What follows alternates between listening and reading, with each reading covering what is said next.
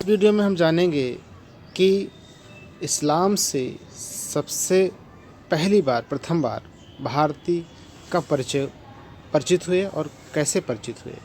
तो और साथ ही साथ हम जानेंगे कि मोहम्मद साहब की कौन कौन सी शिक्षाएं जो कि इस्लाम धर्म को बेहतर बनाती हैं।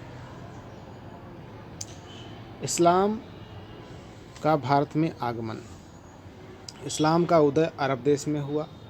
7वीं शताब्दी में भारत पर अरबों के आक्रमण के बाद भारतीय लोग इस्लाम से परिचित हुए। 7वीं शताब्दी में सऊदी अरब के मक्का शहर में सन 570 ईस्वी में हज़रत मोहम्मद साहब का जन्म हुआ। मोहम्मद साहब को लोगों के विरोध के कारण मक्का छोड़कर 622 ईस्वी में दूसरे शहर मदीना जाना पड़ा। इनकी यह यात्रा हिजरत कहलाती है। इसी समय से मुसलमानों का हिजरी संवत प्रारंभ होता है। यह क्वेश्चन है, यानी हिजरी संवत 622 ईस्वी से प्रारंभ होता है। धीरे धीरे अरब के कबीले मोहम्मद साहब की सारी बातें मानने लगे, जो पहले इन्हीं कबीलों में बटे हुए थे। मोहम्मद साहब की मृत्यु 632 ईस्वी में हुई। इस्लाम के 3 बुनियादी सिद्धांत हैं: समता, समानता और बंधुत्व।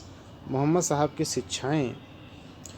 मोहम्मद साहब ने इस्लाम धर्म के मानने वालों के लिए जीवन में निम्नलिखित 5 सिद्धांत निर्धारित किए हैं। पहला, कलमा, इसका मतलब है अल्लाह एक है और मोहम्मद साहब उसके पैगंबर हैं। दूसरा, नमाज, यानी प्रतिदिन 5 बार नमाज पढ़ना है। तीसरा, रोज़ा, रमज़ान के पवित्र महीने में रोज़ा व्रत रखना है। चौथा, ज़कात, यानी अपनी आय का 40वां हिस्सा गरीबों को सहायतार्थ देना है। पाँचवा, हज, पूरे यात्रा में एक बार मक्का की यात्रा, पूरे जीवन में एक बार मक्का की यात्रा करनी है।